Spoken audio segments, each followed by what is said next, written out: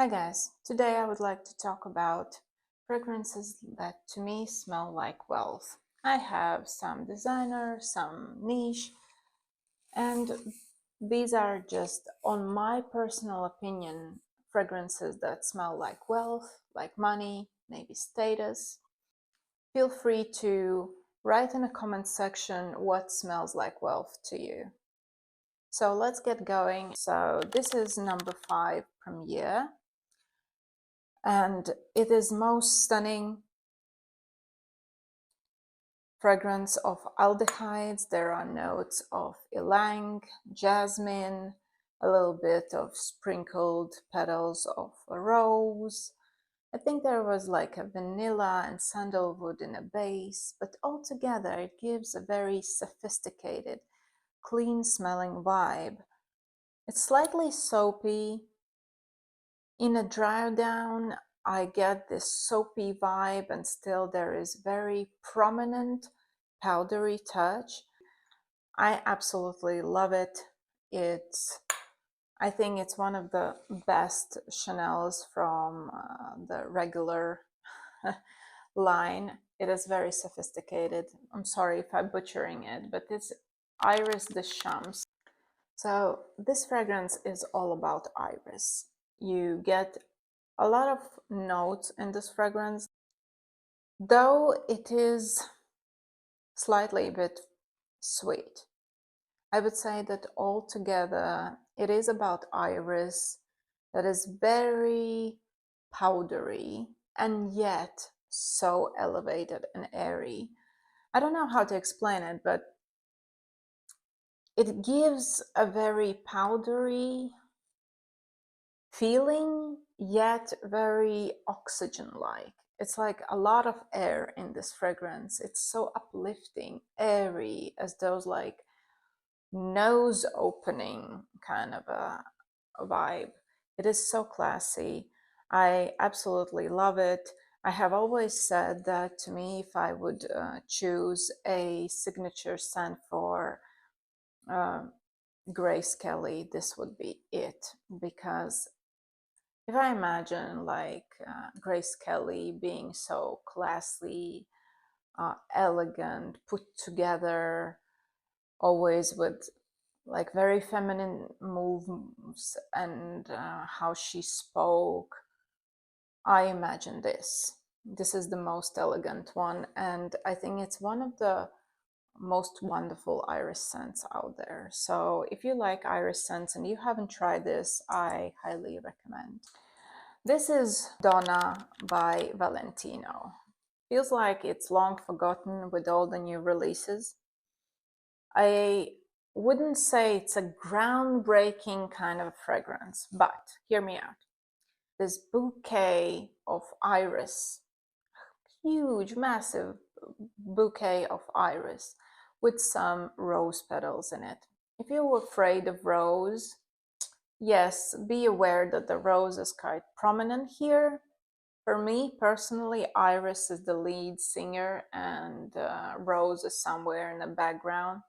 But nevertheless, if you don't like rose scents, beware, the rose is there.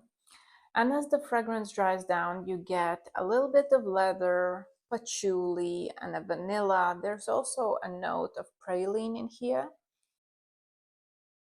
It does give this slightly sweet aspect without making it gourmand. I'm mentioning it as one of the more affordable options if you want to smell very classy, if you want to give this very classy vibe.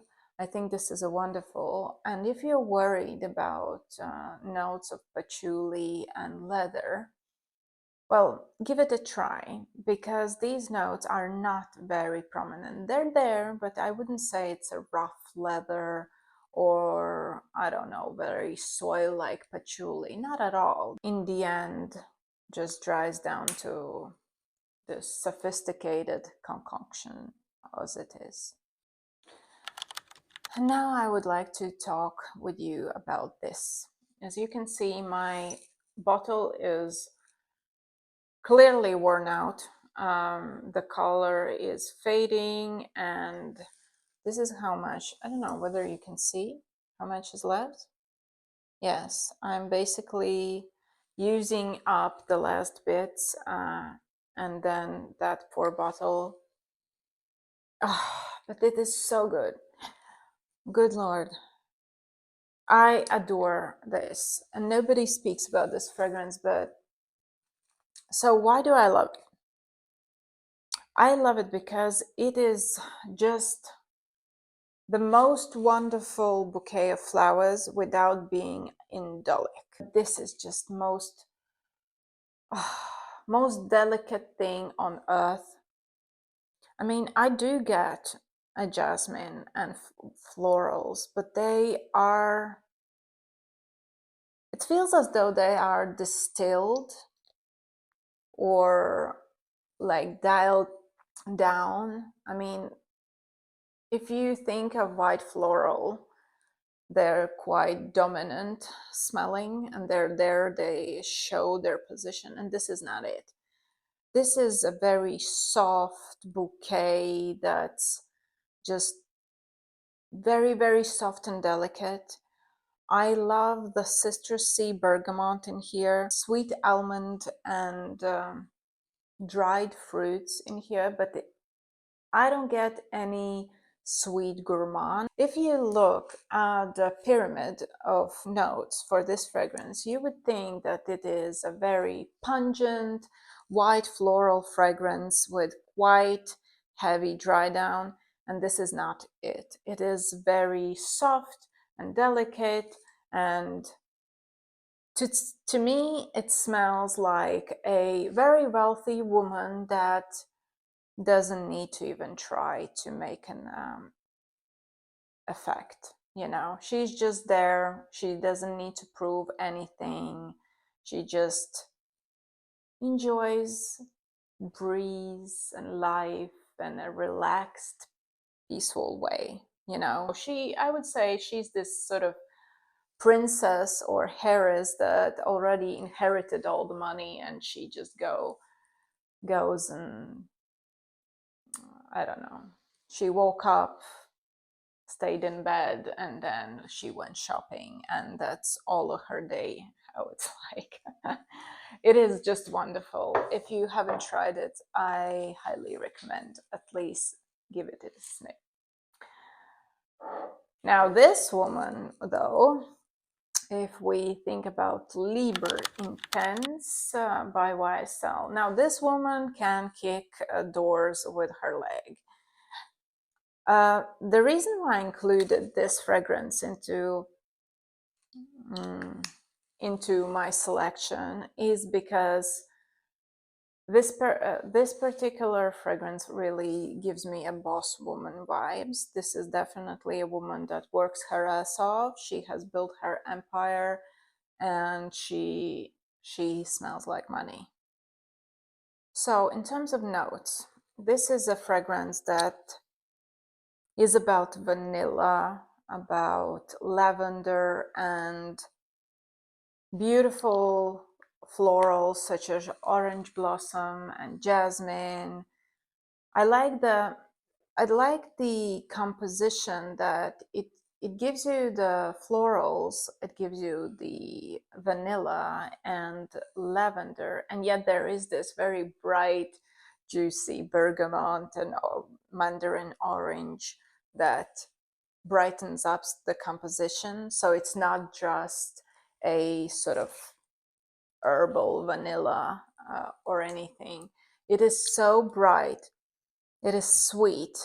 So this is a boss woman vibes, definitely, at least for me.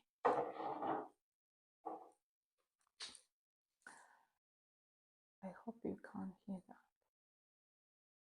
My neighbors decided to drill. Isn't that nice? I finally filming and they're drilling. What a delight. So another fragrance that I would like to talk about is Tilia by Marc-Antoine Barrois. I'm sorry, I have never learned French in my whole life, so if I butcher it, I'm sorry. But this is just, I remember when I tried it, I didn't like it. I can admit that. I didn't like it at first. My God, I can't open. But I just fell in love. I fell in love, and whenever I spray it, it feels like I will just spray that and leave all the rest of the fragrances untouched. So this is I like to describe it as a very futuristic kind of a linden blossom, because this fragrance combines linden, it has jasmine, there's broom, and heliotrope that slightly smoothens out the edges of this fragrance. I mean, there are some kind of woody notes and so on, and ambrofix, but it's just so bright, so elevated. So this is one of the fragrances similar like Libre Intense, where I would say that this, I spray this fragrance whenever I need to, collect myself, get myself going. So this is so wonderfully bright, so airy, so. I don't wanna. You all know how Tilia smells. It is. It smells like gold. I feel like sun has set on our day in the sun, Janice would say. It is very gloomy day, and yeah, we need to film it fast. So last three fragrances that I want to mention is Spiky Muse by Ex Nihilo, which is just another super bright, elevated, very refined fragrance. I'm not going to even get in all of the notes. If I would just describe what it smells like, to me, it smells like a strawberries in ice. It smells like fresh, cold, fresh air in a winter. When it's been snowing all night and you go outside and you get this very, very freezing cold kind of air right into your face, and it's like opening your nostrils and lifting your not rejuvenating, but waking you up kind of a thing. Yes, I do get the citruses, I do get the pink pepper. Truth be told, though there are people who describe it as very sort of strawberry fragrance, I personally don't detect any rose nor strawberries per se. I get the fruity vibe. A woman that strives for perfection. It's a woman that has her own business, and she's working her ass off, and she has become a millionaire.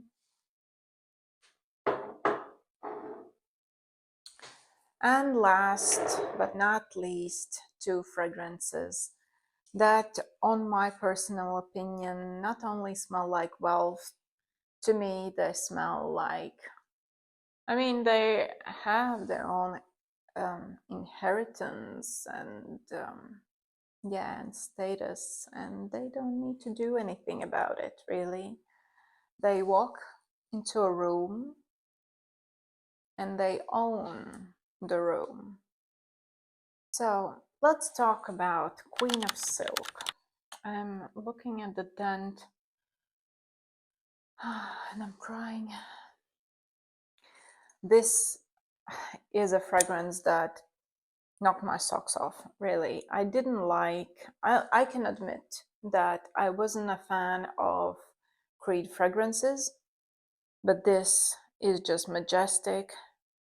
This is Queen. This is I mean, this is a millionaire vibes to me. It is very complex and very hard to explain what it smells like, because there are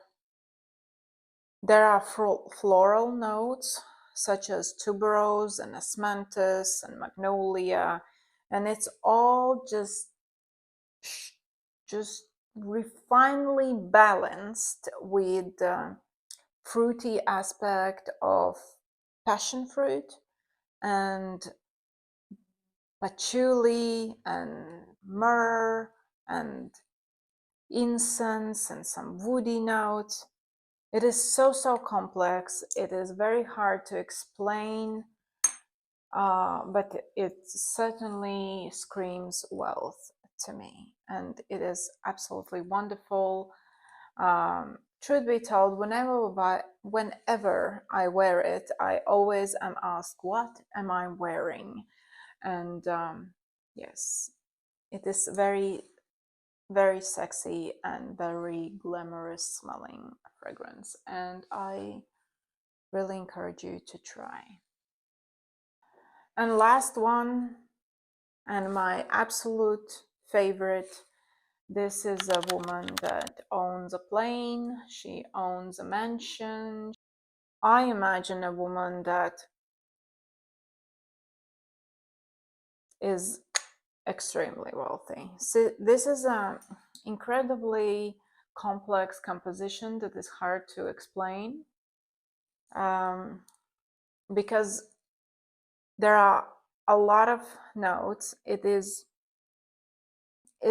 equally ambery and equally spicy and leathery, and I get a prominent castoreum note that does give it an edge to the fragrance. Well, why I'm saying that it smells like wealth, because very heavy base, which you need to be aware of, because there's also like, yeah, you know, this leather, castoreum, incensey, mossy kind of a dry down that it has.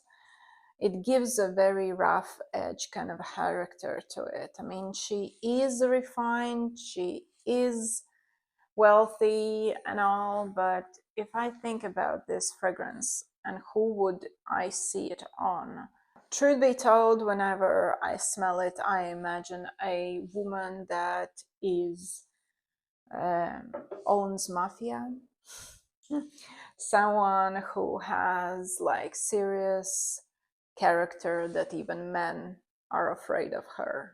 This is a strong woman vibes. This is not a princess. This is someone who can hold not only wealth but also power. So let me know if you have tried any of them. I would like to know. Maybe you have different perception of these fragrances and you get a different association with them. I also would like to know, which fragrances do you perceive as wealth and smelling like money? So let me know in the comment section. And yeah, see you in the next one. Bye.